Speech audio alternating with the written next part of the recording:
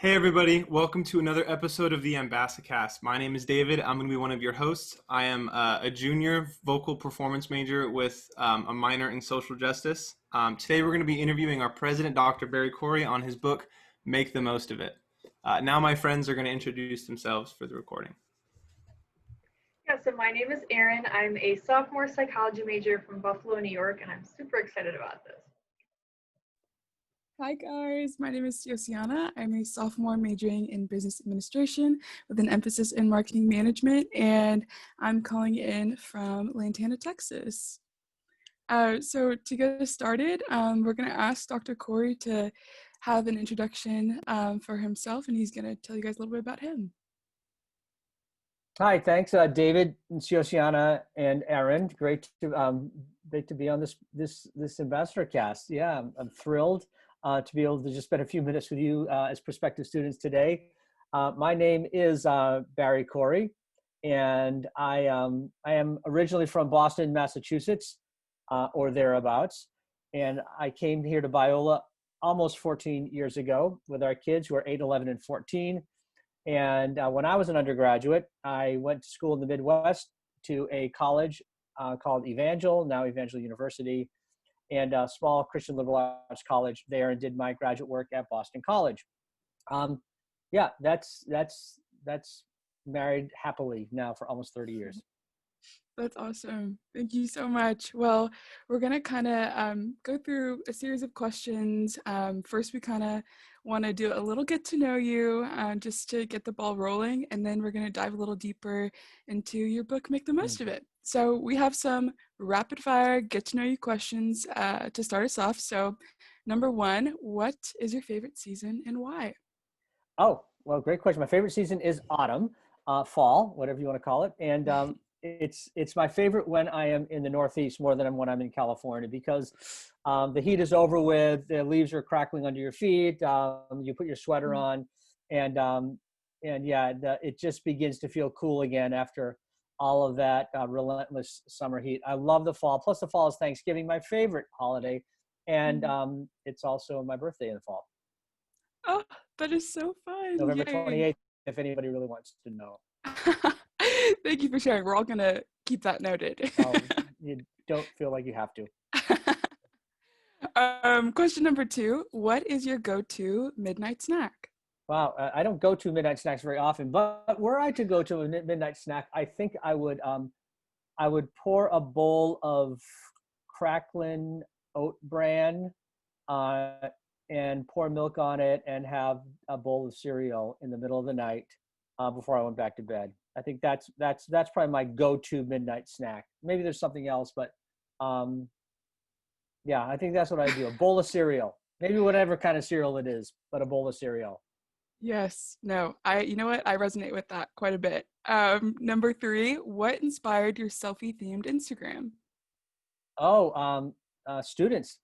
Yeah, so I find myself taking pictures of students when I was with groups of them, and then selfishly I wanted to be in the picture as well, and so I typically didn't want to, because there often were like a big group of students in the picture, and if I was selfieing it, then I would kind of block all of them. So I just typically have like a corner of my face or an eyeball or something, just to prove that it wasn't just a picture of them, but it was of all of us together, because our slogan has been all is one, and I wanted to live that out in my selfies.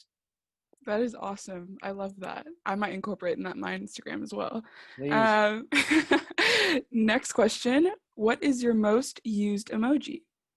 Oh, well, I discovered not long ago, I think from our daughter, Ella, that you can actually make a sticker of yourself where you can do the hair and the face and the teeth and the facial scruff, whatever it is. So I actually learned how to make a sticker emoji of myself. And then there's one with like the brain blow, the brain's like, wow, I like that one. And not only that, but I also learned from somebody that you can, if you hold the send button down, you can have some options like where it kind of goes all over the place, or it goes wow, like right out at you, or invisible ink. So yeah, way too much time designing my emojis and sending them out in different ways than mostly to my family. And I think they just Yeah. roll their eyes. That is so fun. No, you got to keep it bright, lighthearted, keep those messages going. Number 5, what is the most underrated ice cream flavor? Wow. Yeah. I think maybe tuna ice cream is way underrated. Have you had it? I've never heard of that No, before. I haven't either. I've just made that up. It's in my head. I like green tea ice cream. Okay. Yeah, I think green tea ice cream is underrated, Mm. and it needs to be overrated. Maybe not overrated, but at least be rated. Yeah. Yes. No. Yes. You know what? I'm gonna add that. Might go Yes, out tonight, green make that tea. my midnight snack. Okay. Oh, that's a good idea. Number 6, does pineapple belong on pizza? No, Ah! Oh no, I'm so sad. I Oh know. no, Sorry. David's celebrating. That's okay. Yeah, absolutely not. Yeah, Number just like 7. tuna doesn't belong in ice cream, pineapple doesn't belong on pizza. So, Oh, well, there you have it from Dr. Corey. yeah. Number 7, do you have a favorite tie or pair of socks or combo that goes Um, together? I have a favorite tie. I actually brought it with me. Oh, Yeah. So, if you can see it, it's a Mr. Rogers tie. Do you see the oh, little sweater and the sneakers? yes. But if Yes. that's not enough, check this out on the back. A Oh. beautiful That's day amazing. in the neighborhood. And our next door neighbor works for Sony Films, and they did the Wow. Mr. Rogers movie with Tom Hanks, and he gave me this as some merch What? swag. Mhm. That's amazing. That's like, oh, that's a I know, lifestyle. yeah. Oh, I love that. You It's got to a pass it's a that. conversation starter when I wear it too. That's I just haven't amazing. worn it very much recently because we haven't had a whole lot of ties on. Yeah, but it's okay. We're going to bring it back. I like Bring it that. back. Yeah. Number 8, do you have a mental bucket list? And if so, what is one of your top items? Like a mental bucket list, like things I think about or things I want to do. Want to do? Yeah, no, you know what, I've been to Africa a few times and I've never been on a safari. And both times I went with Paula, my wife, and Mhm. she said, "Let's take a couple extra days on the safari." Like, no, we're gonna get back for this and for that, and I regret that we didn't go. And Yeah. so my bucket list is to go on a safari with my wife, Paula. That's so fun. I love that. And then last question we have is, what Bible passage or verse reflected your time in college? Oh, that's a good one. Well, there's a couple times where Jesus responds to the, what's the greatest commandment? And Mm. and I think in college I had a new understanding of what does it mean to love the Lord your God with all your heart, and with all your soul, and with all your strength, and with all your mind, and Mm. then and then to love your neighbors yourself, Right. obviously. And I think I came to an understanding in college to what does it mean to love the Lord with your mind, and to make your studies like an act of worship, and then how does out of that love for God help you love your neighbor, especially the Mm. neighbors that aren't the ones that are like you, that don't vote like you and think like you and believe like you, and like Mm. how do you love your neighbor that way? I think that my eyes began to open up to that in college, in some pretty significant ways. So there are probably others, but that Luke passage, I think it's Luke chapter 10, that comes to my mind. So Yeah. Yeah, no, that's awesome. I just want to say a quick shout out to Professor Pickavance for Foundations of Christian Thought. That's what really solidified that passage for me. yeah, So he's great. yes, I love that. Yeah. So thank you so much for sharing all of those fun facts. Probably not a lot of people know about you, which is super Now here's one cool. more. Is Oh. that I keep a picture of laughing Jesus. See him there? Yeah, laughing Jesus. I got that when I was in Korea. A pastor gave it to me, and I keep it on my. I'm here at home. I keep it Yeah. on my desk just as a reminder of, you know, like Jesus wants us to be like joyful. Mhm. And if Jesus was hanging out with us right now, he'd be like laughing at our stories and just like being, human with us, even though Mm. he's all human and all divine. And so I think that's another reminder of, it's not really an emoji, but it's another reminder of like, of my, things that I need to be thinking about in life. Yeah. Yeah.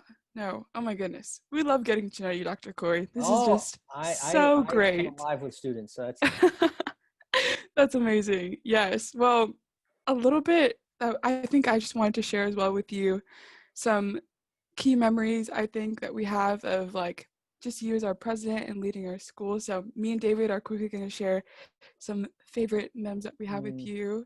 wow. So I'll start and go ahead. But Dr. Gore, I don't know if you remember, you did come to visit my high school my senior year, which was just super crazy. Talking about North Texas with your wife was just like, wow, like all the way from California, and getting to share my stories, but then also hear about you guys. I remember I was so shocked when you pulled out your phone to like take a selfie with us in front You were of giving a like, tour. You were showing us around, weren't you? yes, I I remember that was. very well. Yeah, and I got to meet Brian. We still Mhm. keep in touch today, and like even reading about him in your book. It was Mm, just such a great like first physical encounter with Biola, and being able to meet you and kind of see mm, your heart behind your life and your leadership, as well as just Biola as a school overall, was mm, just so amazing. And you had like planted seeds to help affirm the next steps that I had mm, in choosing college. And I think even reading from your book too, it reflected a lot of the mm. values that I saw in you from that one day, one encounter. But yeah, wanted to say thank you. And I wanted to pass it over to David to share as well. Thank you, Yeah. Luciana. Really Yes. appreciate um, that. the first full day on campus for me my freshman year, I was with my orientation group, and we were all sitting on Metzger lawn and just kind of meeting each other. And a random man and his wife came up and was talking with our group and just like having a great conversation with our SOS leader. Mm, And it was just it's a really nice dude, and it was just a really great experience. And I was like, that's so cool. I'm just on campus, and like I don't know if he's faculty or staff or who that was. And then I went to communion that night, and it was you, like yep, university president. It was just such a really mm, cool experience for me to see just how intentional you were and how important students mm, were for you as you lead Biola. mm. No, David, thank you so much. Yeah. Um, yeah, students, like if I'm having a bad day, like with budget issues or personnel issues or strategic planning stuff, I can walk out of the office and walk down the sidewalk or sit next to somebody in chapel or go to the cafe and have lunch with students. And like, it just like brings me back to life. So you students are life-giving for people like me. So thank you. Yeah, so I have not been on campus yet, so I do not have a fun story, but I remember seeing that you held hands with Justin Bieber. Don't know what that's about, but I'm gonna say that's my favorite story. Wasn't there, but I can appreciate it. But yeah, so amazing. We're gonna start digging into some deeper questions. So are you ready to dive into your book? Well, let's go for it and let's see what happens. Cool. So I would just love for you to share a little bit about your journey from undergraduate to now becoming a university president, because that's a pretty crazy gap. Like, why did you decide to become a university president? Yeah, 23 years from the time I graduated from college until I became president of Biola.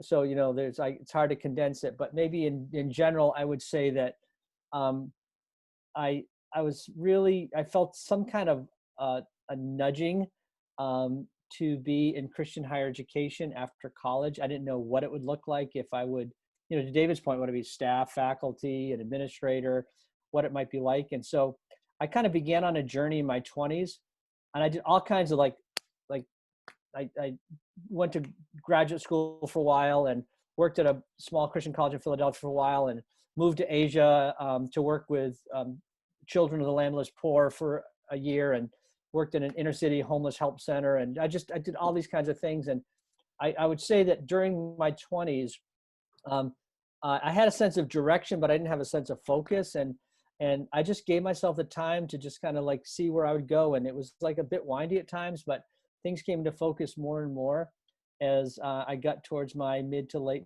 20s. It didn't happen all at once. And then things started opening up for me to be involved in higher education at an entry level job as a director of a fundraising plan or whatever it was I did when I first started at a seminary in Boston. And then little by little, I learned and grew, and people took chances on me that I don't know why they did, but they mentored me without anything that they could get in return. And, God in his providence brought real focus to that sense of direction. So maybe my encouragement is like, if you might not know exactly what you want to be and what you want to do now, that's okay. But just allow yourself on that journey. It might seem crooked at times, but the Bible says that God makes crooked roads straight.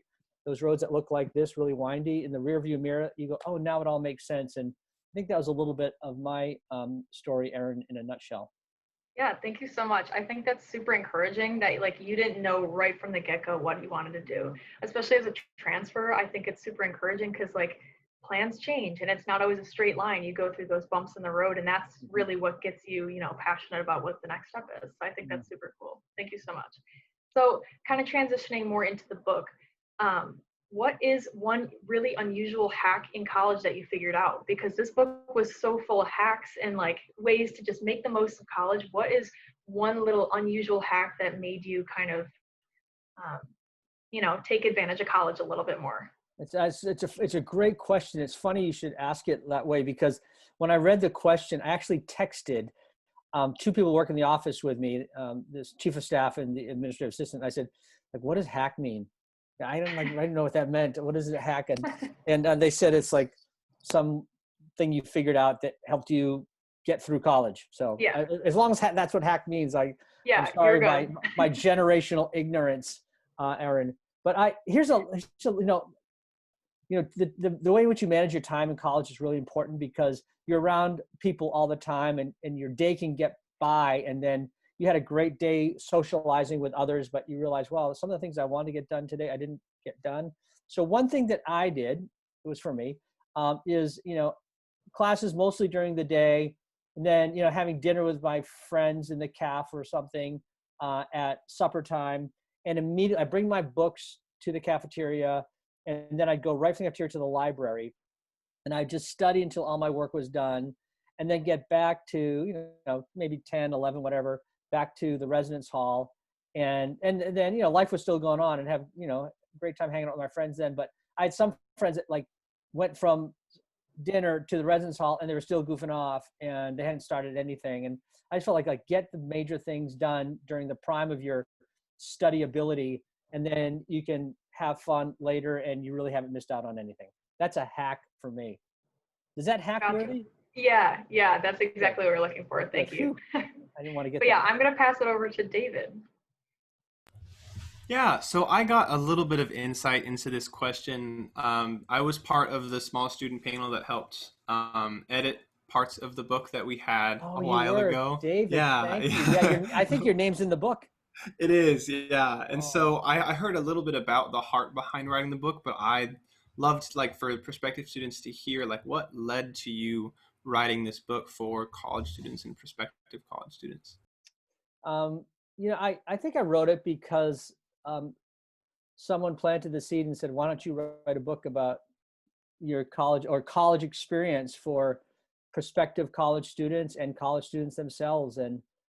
And they said, you might have a good perspective on this, not prospective, but perspective on it, because you're not just a college president, but you're also a college parent. And so I actually wrote the book through both lenses, as one who, has a chance to, the blessing and privilege to oversee Biola University, our 6,000 students, and being on the job now for my 14th year, and having seen a lot, and then, studied higher education, been part of higher education since I was 18 years old, going off to college in one fashion, pretty much, or another. And so I feel like I got a few things I've learned along the way, but also as a parent, I've seen our own children have it, be influenced vocationally and relationally and spiritually and intellectually in college. And I just thought, well, let me put out there not just some concepts, but some tips and some ideas and some best practices and some practical advice, so that college students don't stumble through like I did when I was in college, wishing I had maybe some perspective that somebody else had given me. And that wasn't my case. Yeah, no, that's fantastic. Actually leads really well into our next question, which is, how did having students of your own as a dad especially ones who attended the university at which you were president, really affect the way that you approached writing the book, or maybe inspired some really specific sections of it? Yeah, that's that. Thank you for asking that, David. So yeah, just a little bit of context. When I said we came here 14 years ago, or almost 14, our children were 8, 11, and 14 then. And now, do the math. We have a son who's 21, a daughter who's 25, and a son who is 27. Our oldest son and our daughter graduated from Biola, and our son is now a senior at Biola, our youngest. And so, when it came time for our oldest to go to college, he had looked at a few places, but one day he said, "Dad, I'm going to Biola University." And I was certainly glad, because I believe this is such a great school, but I also thought, wow, what's it going to be like for me, but even more for him. And so we kind of talked about boundaries, did the same with our daughter and our son, and had plenty of chances to see each other, but I tried not to intrude. I tried to have breakfast once a week whenever I was around, and they could do it with each of our kids when they were here. And I remember one time our oldest didn't show up for breakfast, and so he was in a triple in Horton Hall, and I thought, well, I'll go and find him, and I've got a card that can get me in. So I swiped in, got into Horton Hall, walked down the hallway, and I knew where his room was. And I thought, well, I'll just kind of go in to see if maybe he overslept or something. And so opened up the door, the room was pitch black. And so I pulled up a chair, I could see a little bit. I knew he was on the top bunk, and stood on the chair and shook him a little bit. And he had obviously slept through. But then I heard one of his roommates saying, "Is that Dr. Corey in our room?" And I thought, oh, maybe I shouldn't have done that. Maybe I should just give him a little bit more space. But the end result was, our children have really done well through college at Biola. And I've seen it in their own lives. Our son graduated and started to work in LA County, did a graduate degree at Harvard, and is now a policy person in the city. And I've just seen him mature and grow. He met somebody at Biola, Ashley, and they've been married now for a few years. Our daughter studied business, and our son was a humanities major. Our daughter studied business and math, and she now works for a tech company, a finance company called Robinhood up in the Bay Area, probably not far from where you're from, up in Menlo Park. And then our youngest is a psychology major, and all of them have made great friends and really are thriving in a way that we wanted as parents for our college kids. So both as parent and as president, I think I've had some really great perspectives, and I think some of them do come out in the way in which I tell stories in the book, because there are a lot of stories in there. That's great. Thank you so much.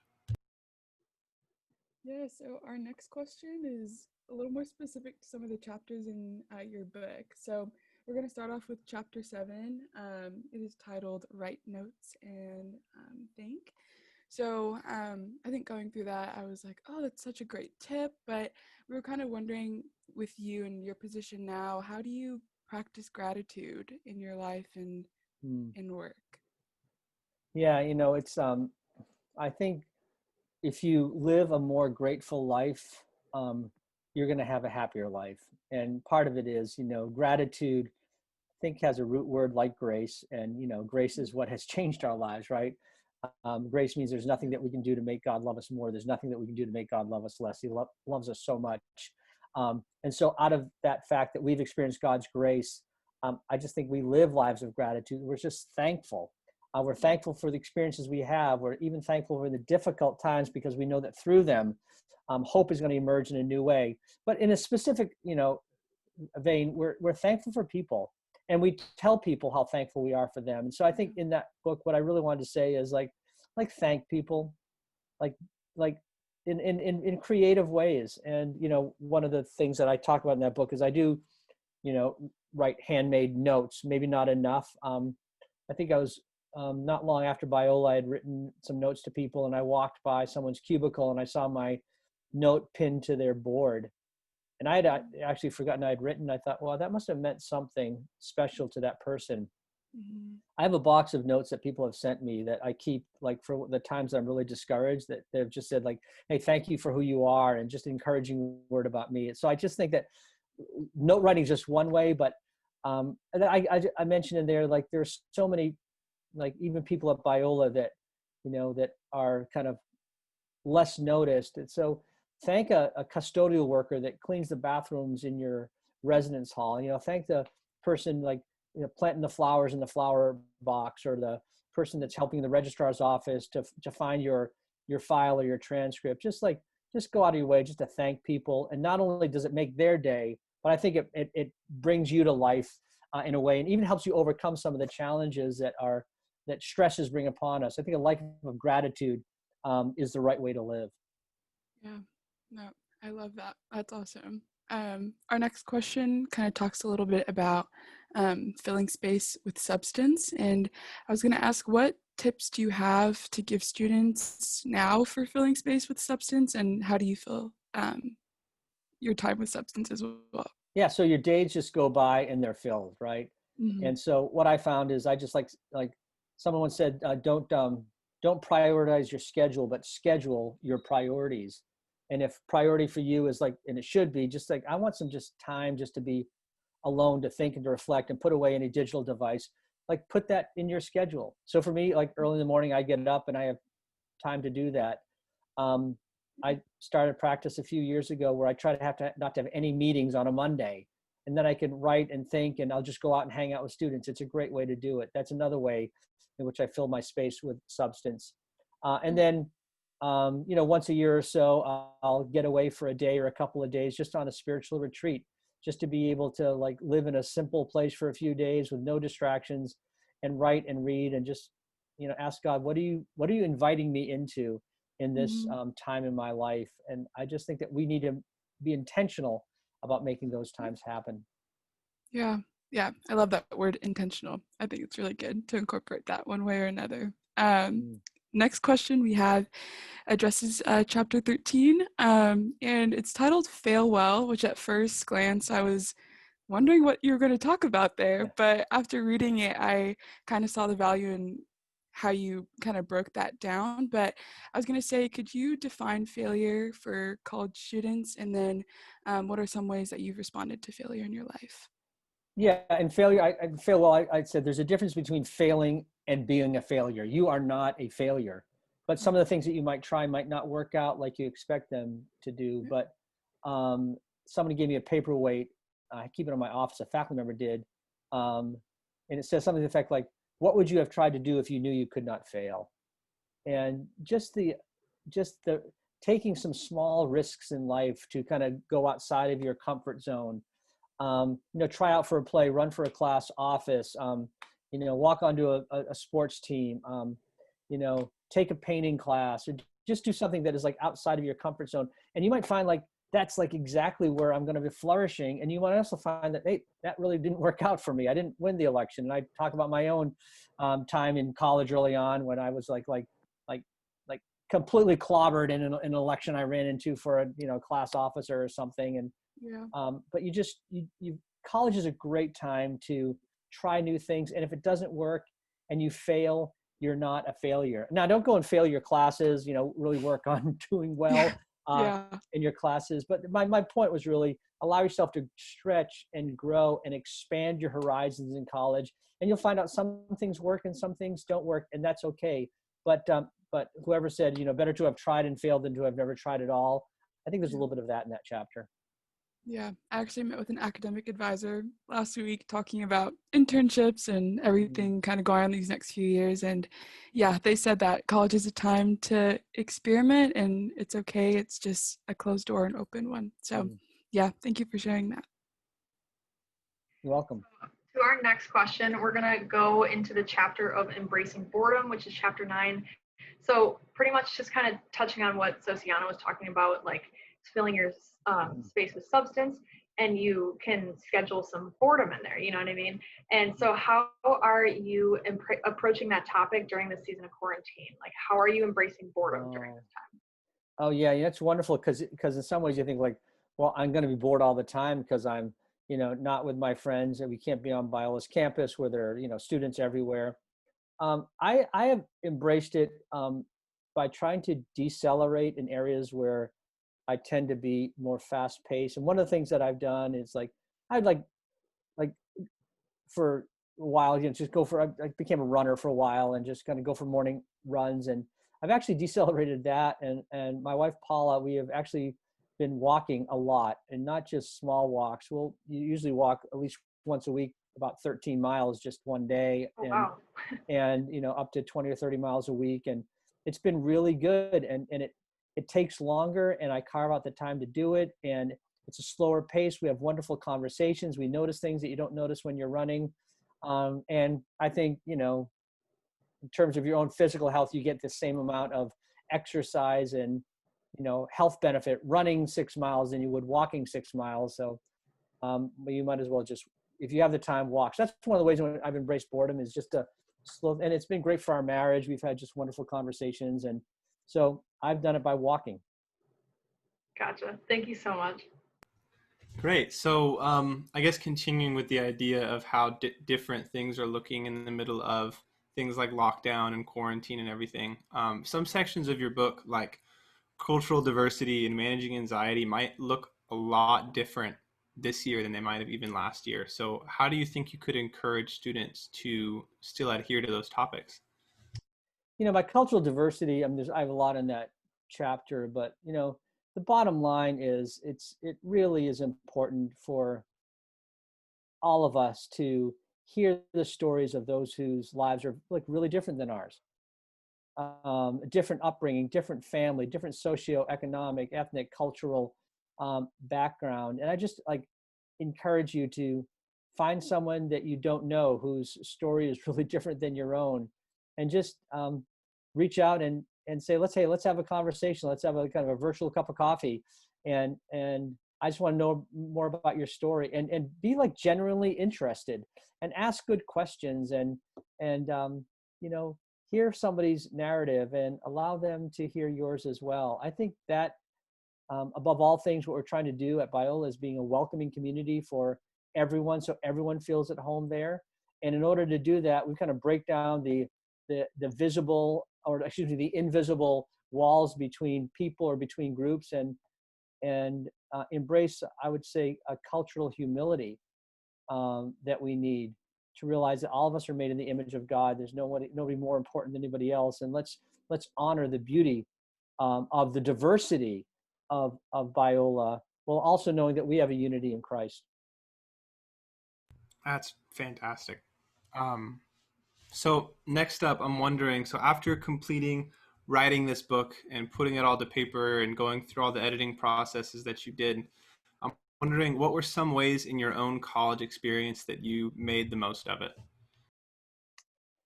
Yeah, wow, Dave, that's a great question. And thank you again for your role in helping to be one of the editors of it and giving me feedback as a student.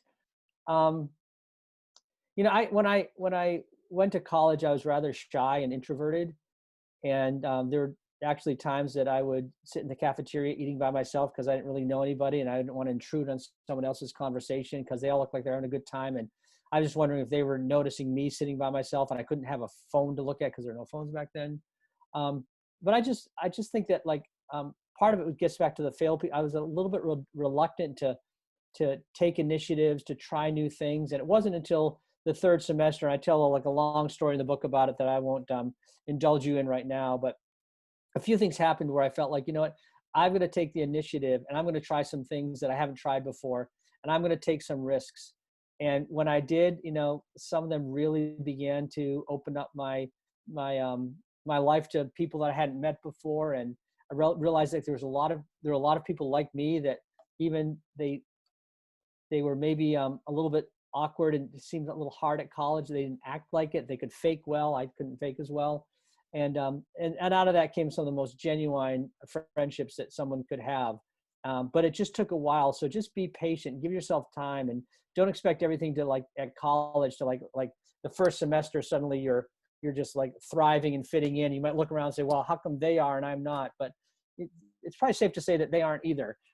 They just might be covering it in a different way. So I think take some time and don't rush it, and don't think that the friends that you're going to make the first month on campus are going to be the friends that you're going to have.